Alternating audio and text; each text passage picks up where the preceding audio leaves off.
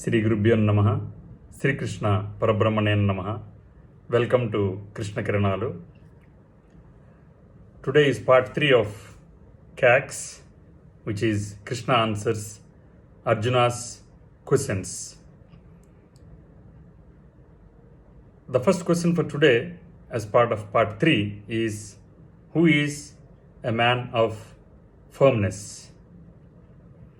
The right word for firmness in Sanskrit is dhira, which is a word that is used in Bhagavad Gita.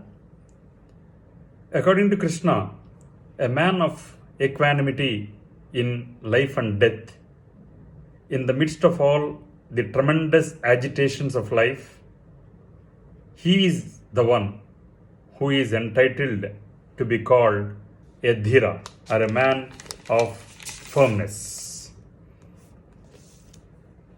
A dhira is always, he is not disturbed.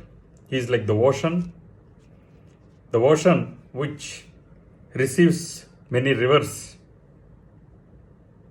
It doesn't get agitated.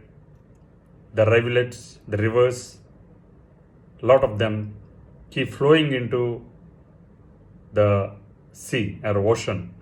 Yet the ocean remains firm. It's not agitated. In the same way, a dhira, in spite of all the things that flow into him, he is not disturbed. He is constantly with a mind which is in the state of equanimity. Such a person is called dhira. The next question is, who are the seers of truth? When we say truth, the T in this particular thing is capital T, truth. Who are the seers of truth? Krishna says that those who see that Atma alone is real and the body and world are unreal are the seers of truth. It is in fact the truth, because body perishes. The world is not the same as you see it yesterday, neither will it be the same as you see it today. In the same way, but Atma is something which always remains. Atma is real.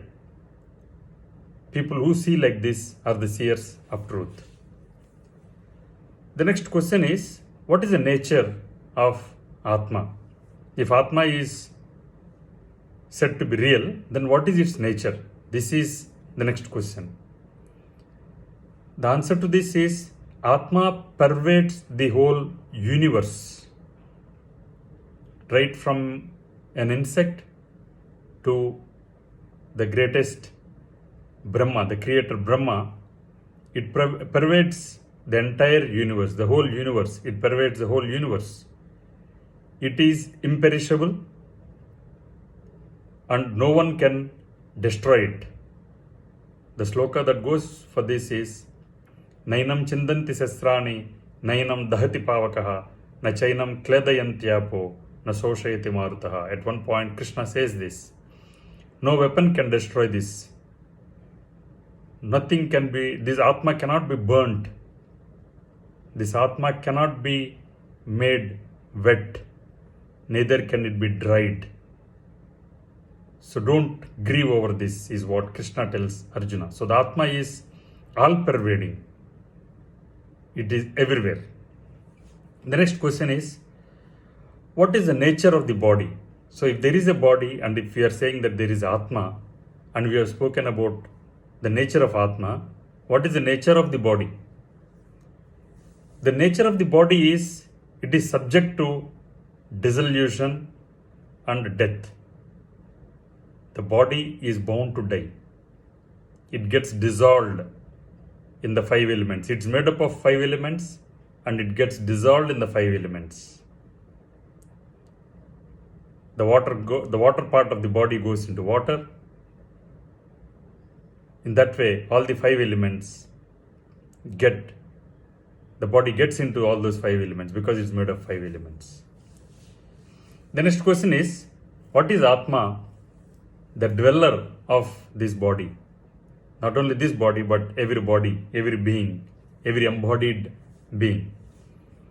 The Atma is real, it is imperishable, and it is unknowable by the senses of the mind. It's unknowable by the senses of the mind. So there are 3 slokas that are told for this in Bhagavad Gita. They are Achedyoyam adahyoyam akledyo shoshayevacha nitya sarvagatastano achaloyam sanatanaha. Nitya, which is always there. Nitya sarva, it is there everywhere. Sarvagata, it is there everywhere.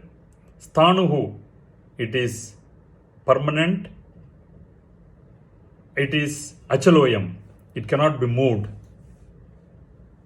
And there is another sloka that says abjektoyam achintyoyam avikaryoyam uchyate tasmadevam viditvainam nanu sochitu marhasi. Objectoyam, it cannot be grasped by the senses. It doesn't have any change. It remains like that. It is permanent. That's what is Atma. So what is the nature of this Atma in detail? The Atma is free from all actions, doesn't kill nor it gets killed. It has no birth or it has no death. It is eternal, firm and immovable. Nitya sarvagata sthanu. It is ancient, sanatana. It is ancient.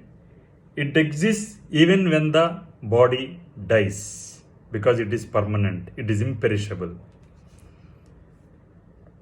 As we said, it cannot be cut or burnt or wetted or dried up. It is eternal, all-pervading, immovable and ancient.